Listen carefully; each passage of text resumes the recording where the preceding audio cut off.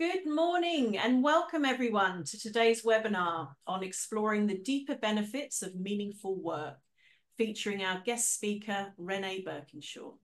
We're thrilled to have you all here. And before we dive into our discussion, I want to encourage active participation for the next hour, please. Feel free to ask questions throughout via the chat box or the Q&A box. We welcome as many questions as possible, make it as interactive as possible, and we'll aim to address them either during the session or in a dedicated Q&A segment towards the end. And remember, this session is being recorded and will be available on our website for future viewing. Now let's set the stage with some fascinating insights and why this topic of meaningful work is so important to us at Watermark. In our interim executive survey last year, we discovered that 40% of our interim cohort prioritised meaningful work over whether the opportunity was permanent or interim. What mattered most to this group was the sense of purpose and real meaning to their work. Today, our goal is to delve into what meaningful work means for individuals, how leaders can foster it within themselves and their teams, and how organisations can leverage this knowledge to attract and retain talent. By cultivating a purpose-driven culture and offering meaningful work experiences, organisations can create environments where employees thrive. Research consistently highlights the significance of meaningful work in our lives, showing how it surpasses factors like pay and rewards in importance. When work is perceived as meaningful, individuals are more engaged, committed, and satisfied. So this underscores the roles both leaders and individuals play in fostering meaningfulness at work. So leaders can create conducive conditions while individuals define what makes their work meaningful based on their values. So today we'll explore how fostering awareness can enhance relationships and contribute to meaningful work experiences. Renee is going to share practical actions individuals can take to stimulate awareness and meaningful discussions in the workplace. And our objective is for each of you to leave today with 3 or 4 practical takeaways that you can start implementing right away.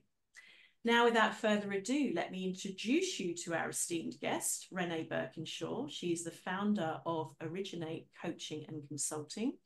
With over a decade of experience in HR leadership, Renee is passionate about uplifting leadership capability to build inclusive workplaces where employees thrive.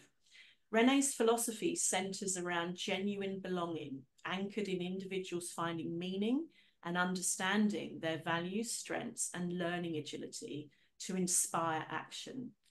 So, Renee, I was going to kick off with if you would share with us a little bit about your journey with meaningful work, i.e. what prompted your transition from a successful permanent HR career to a portfolio career, and what drives your purpose in the work you do? What is your why? Oh, amazing. Thank you again for having me this morning, Caroline. I'm so excited to be here. It's an interesting question, and I think a lot of us over different periods and different stages in our lifetime actually have that mirror moment, as I like to ask it, to say, what is it exactly that I'm doing? And is it aligned with what it is I feel as though is bringing me joy? Do I have moments where I'm in the flow? And that I'm able to actually know that I'm making a difference.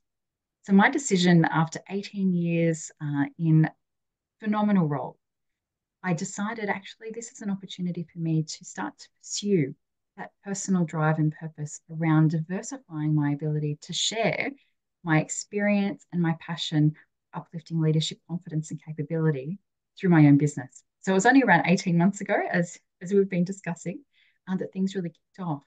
And the primary driver for me in that space was I wanted to diversify.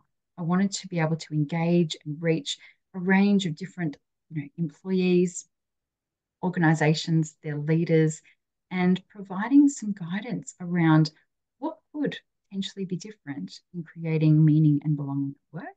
And a lot of that is stemming from how do we create inclusive cultures. So I'm so excited to be working with an array of different leaders, different organizations, different industries, primarily in executive coaching, but also in HR consulting. Great, thank you for sharing. I think we have a poll, don't we, Renee, that we'd like to. Sure do. Yeah, I'd love to put the first poll up right now, if that's possible. And just to glean everyone's perception of what is actually most important. Now, we're going to be soon talking about what is organizational prosperity, but I'd love to hear from yourself first. So, the question we're posing today is, which of the following do you believe is most important in achieving organizational prosperity and making a positive impact on society? So, the options to select are culture, well-being, inclusion, productivity, sustainability, and then all of the above or other. I'll give you a moment to cast your vote and let's have a look at what we believe is most important in achieving organisational prosperity.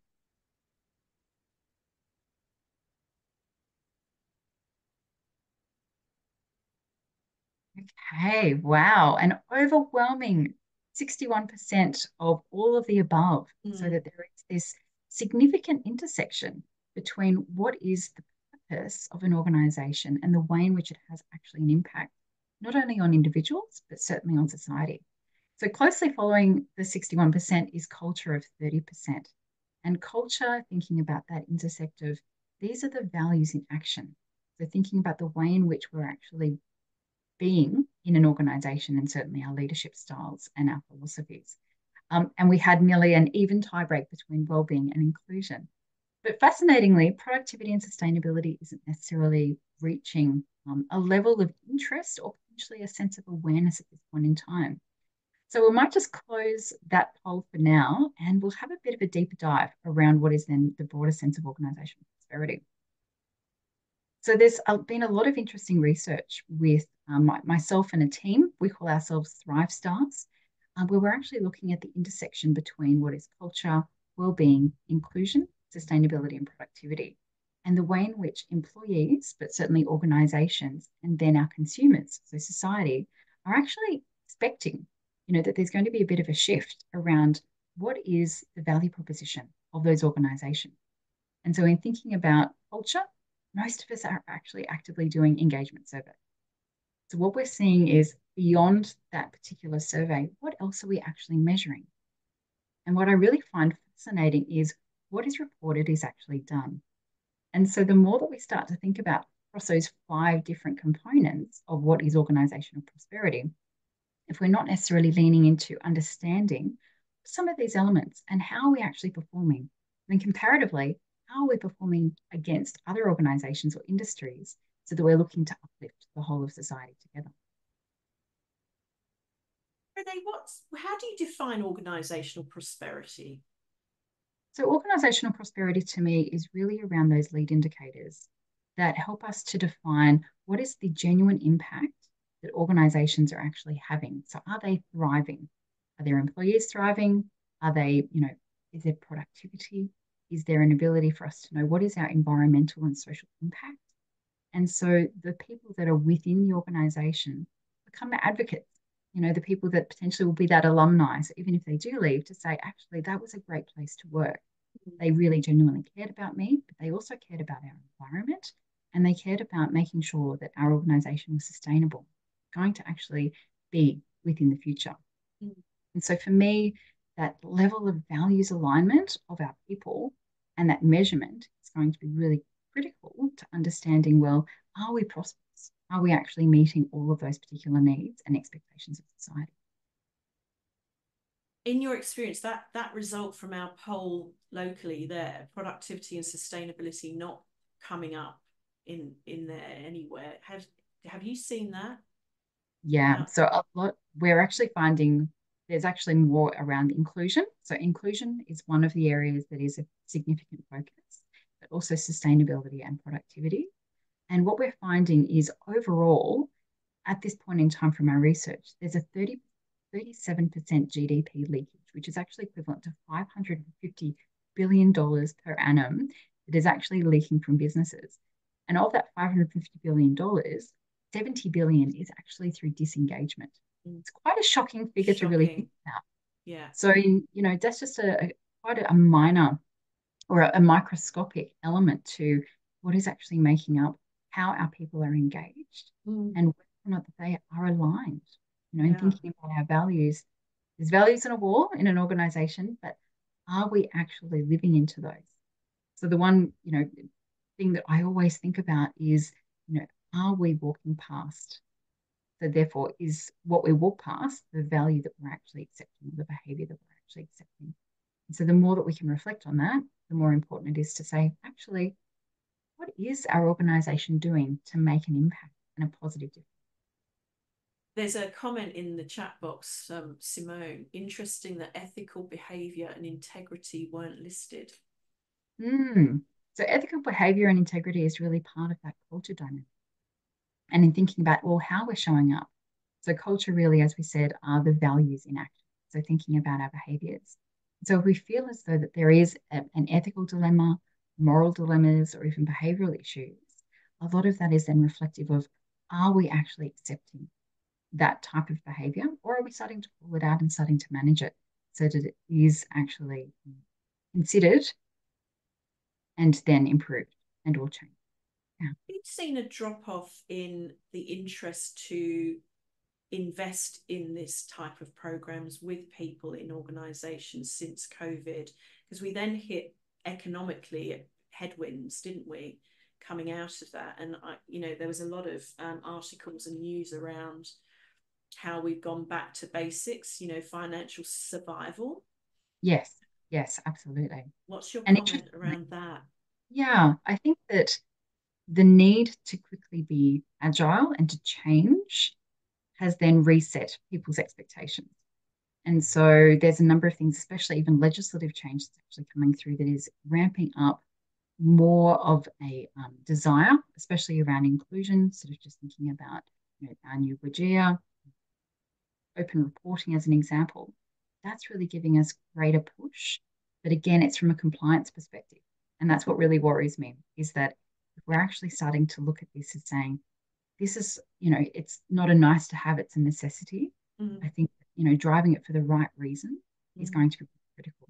But there is a number of things that have started to drop off because organizations, as you said, it's around survival. Yeah. In terms of, I know there's a comment here from Alex, my colleague, quantifying disengagement is such a powerful tool. Yes. And I suspect all CEOs and CPOs would love to understand that for their organizations. And you and I spoke previously, Renee, about how we make this really commercially, an incentive commercially as well. And is it easy to measure a return on investment in this space? I think, as we said, what is measured or reported gets done. Right. And I think that that's our greatest challenge is, are we actually capturing data and insights in a real-time way? And that's really what our Thrive Stars approach is actually all about. So we're looking to create a technology platform that's going to be able to deliver that. Right. So the more I think that organizations are leaning in, getting curious, going, well, how might we? And what is the actual, return on investment here, but also then that impact on the GDP? If we don't invest in engagement. Yeah, I love that stat that you just thrown out there. I mean, that's so powerful, isn't it? Yeah. Tracy in the chat box, one of the challenges is that if psychological safety is missing, then people don't feel safe to speak out about values in congruence, right? So, and so how do we create a safe environment, workplace that allows for that? Again, I guess it comes back to building that culture of safety. It sure does. And a lot of, for me, is really around authentic connection. Are we approaching people with curiosity? Are we asking questions and seeking to learn and to understand, so that at least what we're starting to formulate is greater, closer relationships, and the way in which people work, we can start to identify, well, how might I, as a leader, help those particular individuals or even the collective team be even more successful? And so by creating and maintaining those positive relationships, even something as simple as role clarity, I think that we seem to walk away from some of what we would generally take for granted around, giving people safety, around understanding and having clarity around expectations, results, how do I give and receive feedback, and therefore, are we really investing in the right places around those relationships, which then, as a result, would result in higher performance? should we move to true belonging at work as Yeah. the next stage of our conversation? And interestingly, when I was thinking about true belonging, and the word culture is obviously coming up a lot for us today, Yeah. to think of the dynamic between culture fit and culture add. And a lot of us, especially from recruitment or thinking about how we're performing, go straight to, oh, it's about culture fit. And to me, underneath the hood of culture fit is all about survival and it's all about acceptance.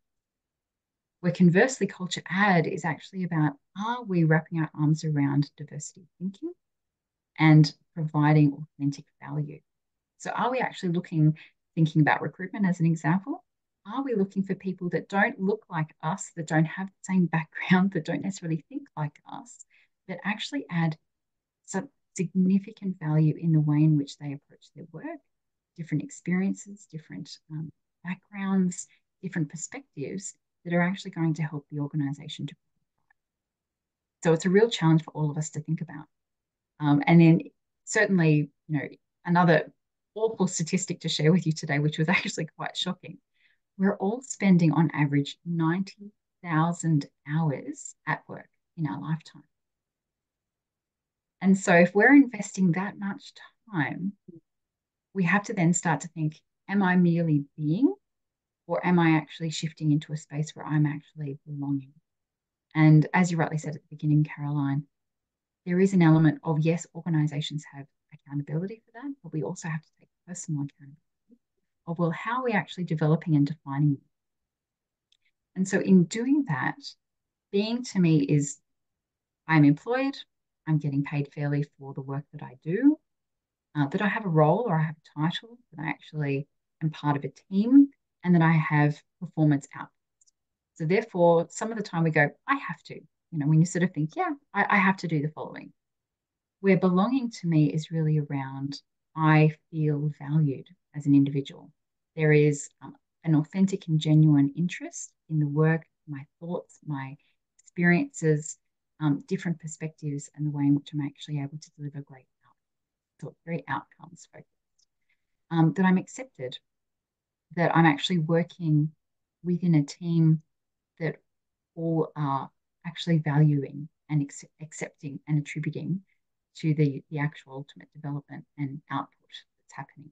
And so instead of the I have to, in this particular instance is I get to. And so if we're thinking from a mental model perspective, going, wow, if I get to do this every single day, I get to work with these amazing people, I actually feel as though I belong and that I'm genuinely appreciated and accepted. That would just be an incredible place to be. So if we were to think about that, and if we are experiencing that right now, that's amazing. So the stretch on that would be, how are you encouraging and supporting others to do the same way? Every day. Yeah, absolutely. Yeah, big comments here about 90,000 hours of work. It's huge. Is that more than we sleep in a lifetime? I would sincerely hope not. But it's fascinating in thinking about this ladder of going, well, if I have a job, and then if I have a career, and then if I have a calling, and if we think about, something as simple as Maslow's hierarchy of needs, we're talking about being is really around, am I physiologically, are my needs being met? Am I safe? Am I secure? And then progressing beyond that is really around, do I have relationships? My self-esteem, and then that self-actualization is all in that space of, I actually feel as though I'm belonging.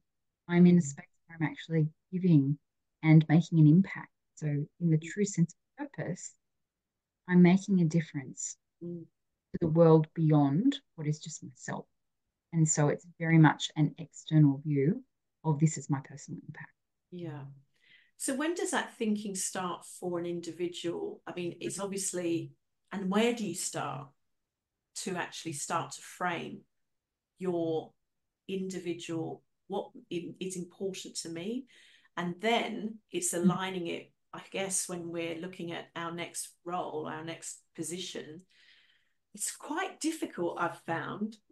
People's feedback is that it's really difficult to actually know whether this is actually going to be culturally aligned to me and my values without, it's not until you get there that you actually really see, what's actually the reality of the culture. There's Oh, a lot of there's a absolutely. lot of sweet talking that goes on potentially. That's right. um, And one key thing that I work with my executive coaching clients daily is the concept of your non-negotiables. And so in thinking about my next opportunity, the way in which I'm engaging, even when it comes to what are those times in which I actually have to influence an outcome, if we think about what are the things that are most important to me. So if I was to assess this situation and it doesn't actually meet these particular criteria that are really important to me, that are aligned to my values, then it might be a no go. You might actually go, actually, this is not the place for me. This is not the project for me. This is not the role or the organization for me. mm, And this is an opportunity for us to actually start to create that framework and to also create boundaries, which is so critical around yeah. what are non-negotiables, whether we're actually living into those values. So I think this might be a perfect opportunity, Caroline, for us to go to the next poll question. Yes, And we exactly. might actually run them concurrently. So we've got two more poll questions for you all. And once it's up on the screen, fantastic. Thank you so much. This is actually aligned to your purpose. So I'm curious, have you ever considered the intersection between your personal and your professional purpose in your life? So the response options are yes, I do this frequently. Yes, I think about it occasionally. Not really. And actually, I've never really thought about it. I've never actually thought about that intersection between my personal and professional. So I'm very curious to see Mm, what our responses are here before mm. we move to the next one. Because that intersection for some of us is really critical, and for others, it's not. Oh, well, Here we it's go. Wow. really So critical. 66% have said yes. Frequently, I'm thinking about that intersection between my personal and professional life. And I'd love to know in the chat box as well, has this actually amplified since your experience of having to go through working from home full time out of COVID? Has there been some shifts that you've actually had in your lifetime that's it's created this need to go, I need greater alignment. There are some boundaries or some non-negotiables that exist. But yes, occasionally, these might be those little thought bubbles around where I'm currently at in my career journey or the people that I'm working with. And then we've got some smaller numbers, 5% not really, and 1% have never really thought about it. It's very interesting. Thank you all so much for participating in that one. And then we might just move to the next and final poll question, if that's possible. So have you thought about the intersection? So if you have thought about it, so for the greater majority of the people on the call today, if you've thought about that connection or intersection between personal and professional purpose in your life, tell us, when did you consider it? So was it when things were going really well? You felt as though that you were in control, you're in the driver's seat. When it was you were at a crossroads, you actually had some big decisions to make, and that you actually had the agency to decide. So you felt as though you were empowered to make that decision.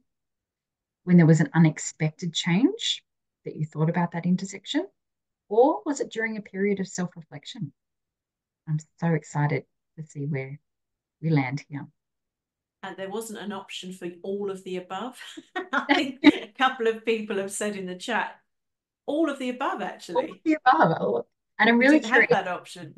Yeah. And if we were to think about when it happens most frequently for us, these are the moments in which we actually need to double down on and actually invest in when these things are happening. So if life is going really well for me, am I really reflecting on that personal intersection?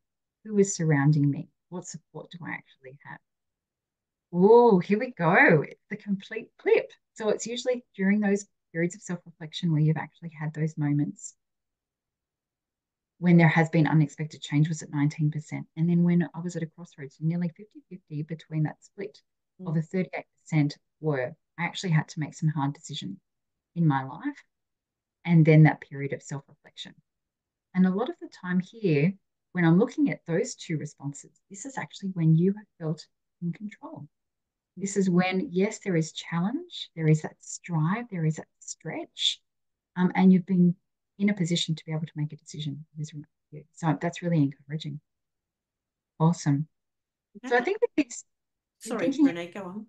Yeah, the word of purpose, when we were talking about purpose, the purpose is really the belief that what we do matters to people other than self. And so, in thinking about the times in which you've had to make those decisions about that intersection of your professional and personal life, there is that interesting connection. And I just saw it popped up on the screen in the chat about ikigai. Absolutely, Ikigai. we're talking about Agree. ikigai. But before we do, I'd actually like to share my story around how I've sort of discovered that for myself and those periods of reflection. So I've been doing some research recently around critical points in your lifetime where you've got these particular moments and you're feeling, actually, I want to make a difference, or I wish that things could be different. And I do, that's actually going to actually start to generate change. And what we've found is that there are three critical points in your early lifetime where these formative years and different experiences and exposure have actually helped us to start to identify what is that genuine sense of purpose in ourselves. When we, come to a retirement age and you go, gosh, what's my purpose? What have I got to do next? This is a perfect opportunity. Or if you're thinking about, I'm at a crossroads, what do I really want to do next? What brings me to life? What actually creates that fire in my belly? And so at the age of, if I think about the age of 7, being in primary school, I think that this was my first ever exposure to what I felt was an injustice around bullying, where, kids were being really mean and it was actually very confronting. The relationships that I'd established around that time and the support that I gave to people, it actually felt right. That this was the difference, or this change that I actually wanted to make in my little world at the age of 7 to my friend. I had a similar experience. Yeah. Fast forward to 14 and thinking about what was I really doing? What was I feeling as though was rubbing up or getting out under my skin that was actually feeling as though was an injustice? And there was actually similar experiences. And me being the person that I am, I put my hand up to volunteer my lunch times to be a peer mediator at my school.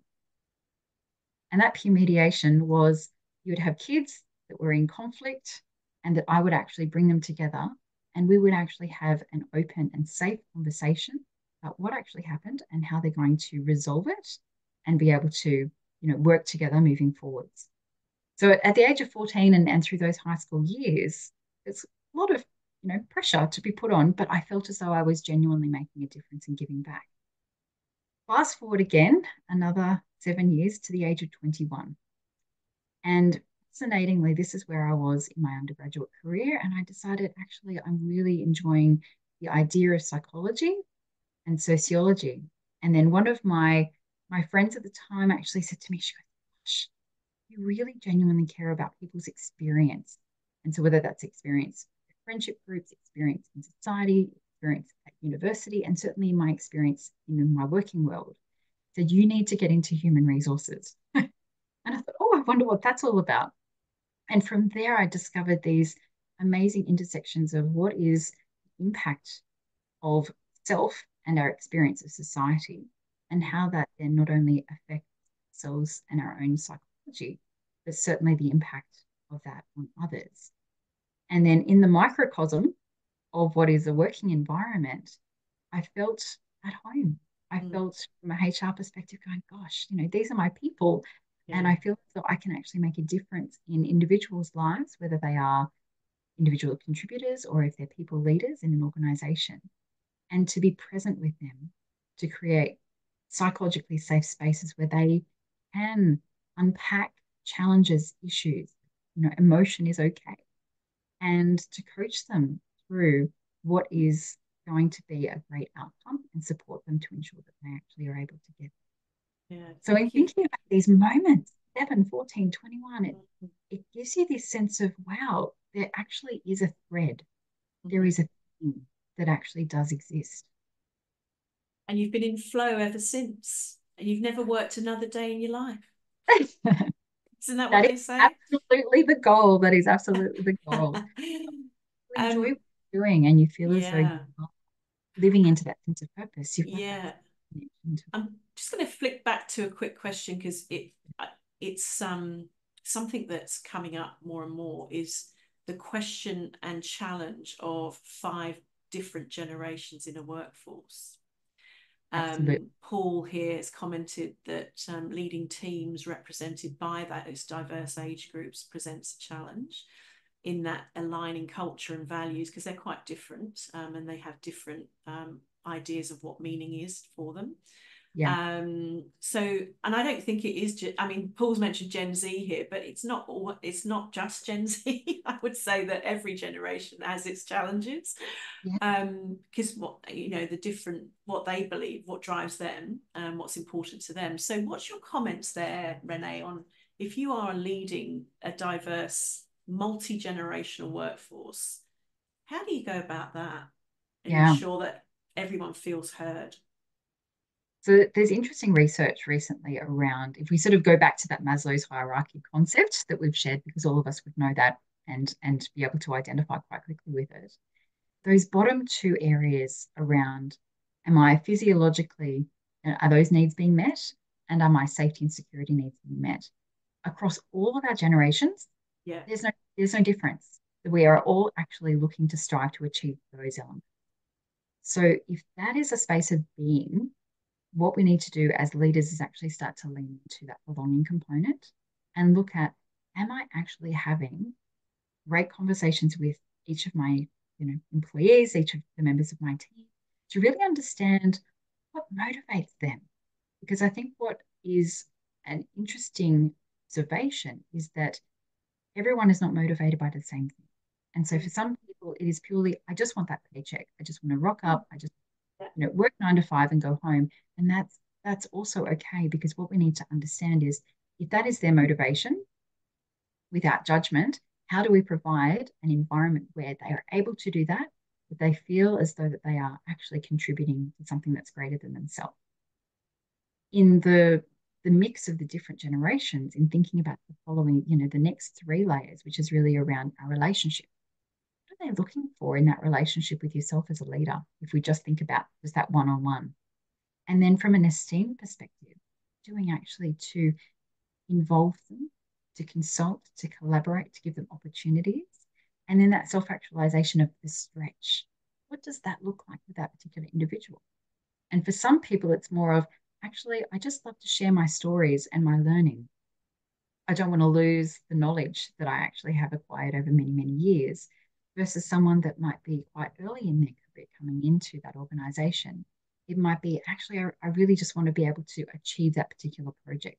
I want to learn this particular skill, or, wrap myself around that particular platform. I actually want to progress. And so the development conversations and those one-on-one conversations should actually be different. And my advice is, allow for the individual to come to those conversations with their own agenda, rather than us as leaders driving that agenda. So there is that element of empowerment as to how it is that we can meet them where they're at. It's kind of a balance, though, in terms of managing expectations, though. Yeah, so there's performance expectations, absolutely. Yeah. That will always be a factor as part of those conversations. But it's more of, if we were to, so thinking about even the feedback model. So rather than thinking of it retrospectively, what didn't go well, it's more of, well, are we taking it from a feed forward perspective to say, well, what are the things that you do extremely well? How is it that we can actually leverage more strength-based conversations to understand, well, if that strength is connected to that sense of motivation, which is connected to that sense of purpose, there is such a huge opportunity for us to actually start to develop different, better, and more connected relationships in the workplace. Yeah. I mean, I guess in my mind, it's easy to manage that when it's a small to medium-sized business, but when you've got thousands of multi-generational people, is there a difference in your approach there? I think it's really around, how are we role modeling? So rather than feeling as though we are personally responsible to actually be driving that ourselves, how are we role modeling the opportunity to create mentors? Peer coaching and peer mentoring is such a powerful tool that I think a lot of us have actually lost sight of over time. And so this is a great opportunity for us as leaders to say, well, how is it that we can actually create support across, very diverse teams in looking at what is multi-generational relationships. A lot of the time when we think about mentoring, it's like, oh, it's top down. Actually, power really is if we were to flip it. Yeah. You know, the opportunity for us to learn from one another and that we actually are taking something from that experience is just as important or even more important than what it is actually giving to others. So looking at how do we create those connections in the web. So I've got Joe's mentioned the larger the organisation, the more the responsibility is distributed to leaders in middle management roles. The approach is the same, but it takes more coordination. Yeah, absolutely. So it's definitely an alignment of those leaders in how we're going to manage that. That's where it needs to happen, isn't it? The alignment. Absolutely, absolutely.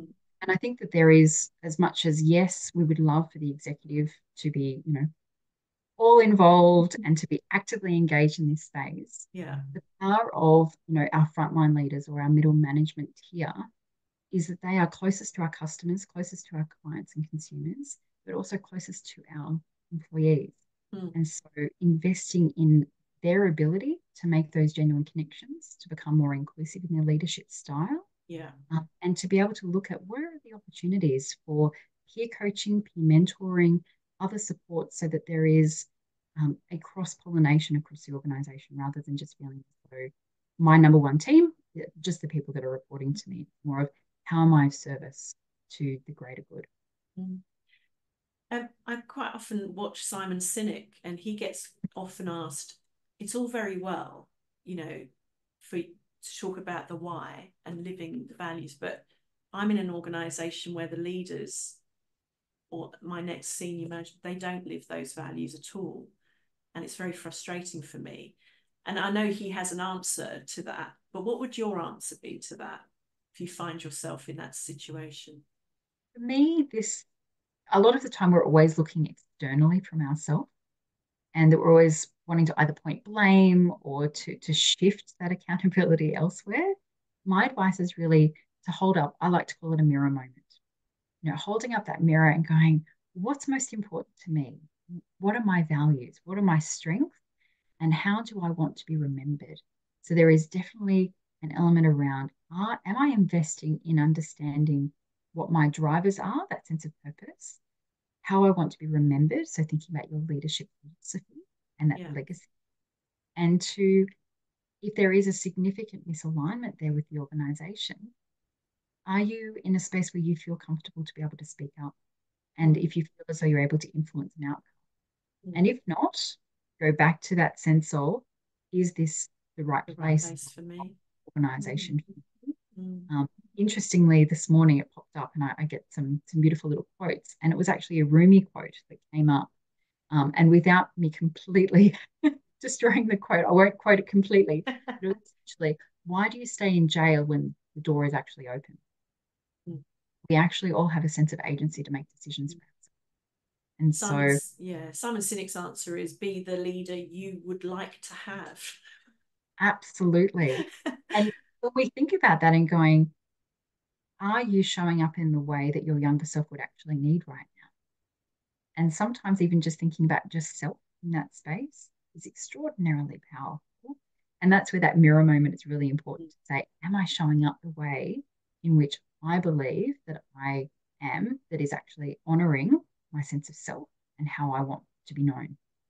So that's actually a really critical element. And it's a fascinating component as well around people look to purpose to say, oh, well, I've got to create it. And I'm of the belief that we actually discover. And so in, talking about that journey is, how am I actually taking the time to reflect and to explore and discover what it is that I feel most connected to, and then making informed decisions that are actually going to help me to align to that. Yeah. So intentionality and purpose. Can you talk a bit about that, please? So the intentionality, and someone previously popped up the word ikigai, and I'm not sure if everyone has read this book, but I highly recommend it. There's even a Netflix show at the moment about the blue zones, which is a fantastic watch as well. But to me, it's that intersect between, what do we love? What do we need? What are our skills? And then obviously what's going to make us money? Because at the end of the day, from a working perspective, that is a critical basic need. But then if we overlay that with well, what is my sense of mission? We're talking about that sense of purpose. And then, is that aligned to my profession or is that also aligned to my vocation? Now, as much as I would love to say that, we're all in Zen, we've all got this ikigai happening, understanding what those elements are for you and making decisions that are going to be aligned to that. So it may not be for today, but it might be that next, career journey step. Phase. It be that side hustle that you're doing on the weekend. It might be volunteering, whether it's pro bono opportunities. And that's where I think for myself as well, having the opportunity to really live into my purpose now, I've also been able to make decisions to say, I actually want to allocate time to use my skills and experience to benefit others through volunteering opportunities. And so it's more of what is most important to you in those spaces. And you will find those different elements within Ikigai across your whole life experience, your whole, rather than just thinking it has to be from a career or employment lens. Yeah, rather than everything doesn't have to be income generating. As long as, it could be a hobby, as you say, a side interest, Yes. volunteering or pro bono way of working. And that's the wonderful thing about the interim way of working is that, if you consider, and we often ask every time, ask our people to consider interims, to consider what does that portfolio, what are your superpowers that's going to earn you, the money and the income, skill stack and experience and your currency, and keep that going. But also if you can interface some of your passion projects as well at that point in time. And the interim way of working allows you to perhaps, I think we spoke about it, maybe you do your income generating work in 3 days of your week and the other 2 days is devoted to your other passion projects. Absolutely. And that's where that sense of agency, we've discussed previously around that core question a lot of people ask executives, which is what keeps you awake at night? Conversely, my advice would actually be throw that question out. I'd like to know what gets you out of bed in the morning. So what are those drivers and motivators? What energizes you? What inspires you? And I think that this is where, in thinking about Ikigai, thinking about that intersection between personal and professional, there is intention and inspiration. And when they are coming together and you are showing up in a way that you believe is really honoring yourself and those around you. I also like to think of a 3-point model, which is around, am I showing up from my head perspective? So what is my way of thinking? Heart, so what is my way of feeling? And my hands, what is my way of doing? And if we think about the head, heart, and hands connection, depending on where you are at, the conversations that you're having with others, the decisions that you're actually having to make, if those 3 elements are actually aligned, you can say hand on heart that this is actually an informed decision that is coming from a place of purpose and of service. Very good. So should we move to some practical strategies then, Renee, that key takeaways for everyone who's been listening today on their journey? What can we start to do today to actually help us define what is important to us? Absolutely. So I've got 4 key things and I've written them down so I didn't forget. The first one was really around take time to do some assessment, some self-assessment. That self-assessment might be on your values, it might be on your strengths, and it's also potentially on your leadership style. Now, there is that one-way view of I'm discovering this for myself, but then I also like to stretch people to say, even from an informal perspective, go out and actively seek feedback. Correct. So if you're not too sure, there are 2 questions that I would love for people to take away to get some of this feedback, to start to reflect on what's actually happening. What are my genuine core signature strengths and values? Yeah. Those 2 questions are, what are my 2 strengths? Simple question. And the next one is, what has been a moment that has mattered for you, that I've made a positive impact on your experience? Experience at work, experience on the sporting field, experience, from a volunteer perspective, experience with my family, my friends. These questions don't actually have to be based on your work experience. They depend where those motivators are. So just to recap, what are my two strengths? And what has been one moment that's mattered for you? I've had a positive experience in your life. It's incredible the feedback that you get when you ask those questions, because we're kind of always informing ourselves and self-assessing. But it's only when you ask the question out there of people, those questions, the words that come back, and is so enlightening. It sure is. That's your reputation, isn't it? That and that's what you've been building the relationship with everyone, but you've not really heard it. And it's good to hear. Absolutely. It's so important to hear. And those elements, you'll actually start to see those themes come through. What are the core values that are showing up? All of a sudden, just say you ask minimum of 5 people or even 10 people. All of a sudden, this core theme comes through. It's like, wow, I'm actually taking that for granted. Clearly having an impact. How do I do this more? So that now takes me to the next one, which is going back to those non-negotiables. What are the things that you are measuring and determining as your boundaries as to what it is that absolutely I need to feel as though I am living into my values, living into my. So think about, if I'm to assess this situation, what is my non-negotiable? What am I not willing to budge on? The third is thinking about your impact alignment. So at the very beginning, we talked about those 5 different components. What is my connection to culture, to well-being, to inclusion, to productivity, and to sustainability within my current organisation or role, or the future organisation and role that I'm looking at potentially working with. It's an interesting intersect, because if all of a sudden we start to go, actually, this is really important to me. How people are treated at work is my number one, value when it comes to being employed. If you're reading on Glassdoor, or if you're actually hearing, stories from other people that are indicating a different story, we can start to test it and start to make some informed decisions. Yeah. And then the final one is really around inspiration.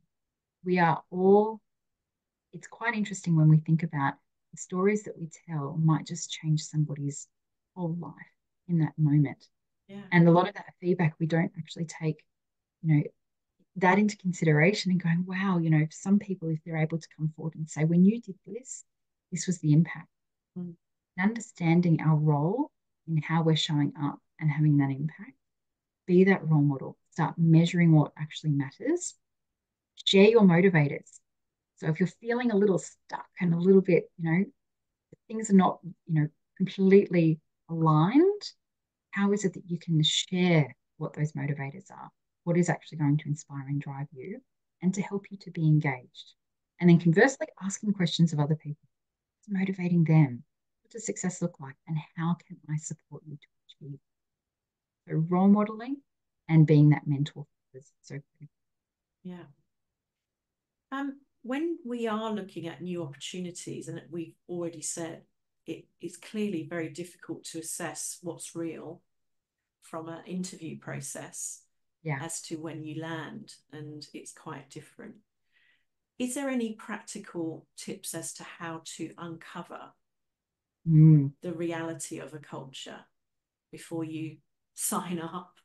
Absolutely. Number one, always do your research.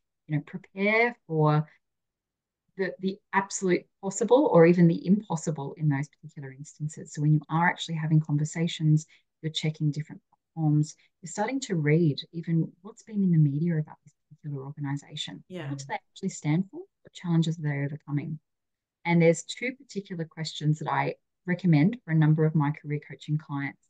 The first one is asking the hiring manager, or the person that is the most influential across the Zoom room, or potentially over the desk, is, what do you love about either the culture?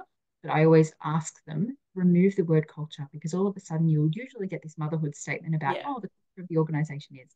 So what do you love about working here?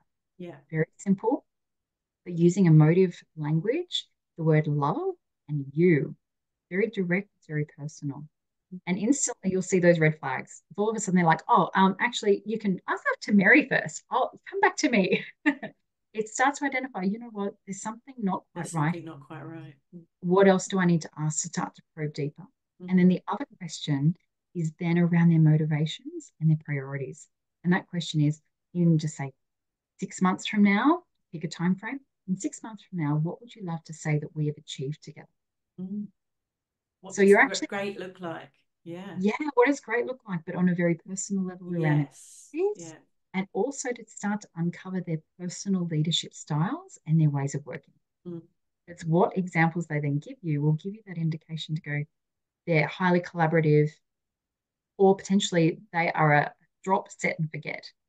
I'm just going to leave you out there and I'm not actually going to check in. So you can actually start to really assess what are those leadership styles and are they aligned with the environment that would actually help me to be successful. Successful. Yeah. What would be one small step for an organisation who have not been focused in this space that they could do easily today of all of those All of those, ideas? I think it's about resetting what is the experience of one-on-one Okay. conversation. Yeah. It's back to basics. It's, are our leaders investing time into what is most important in their role, which is actually supporting their team to succeed? So that would be the number one, which is let's reimagine what is that one-on-one experience and empower employees to be able to set the agenda. Mm. Fantastic. In terms of when you're dealing with in a current environment of stress, financial stress, headwinds, when the focus isn't necessarily on this culture, but on survival, how do you, there's obviously research that, and you've provided some of that to us. Is that the way to go about getting focus, sharp focus on this space? When you're dealing with a board or an executive that are under pressure, how do you go about that well? Yeah. And I think that this is the coming back to the, measure or at least report what you report on actually Yeah. gets out.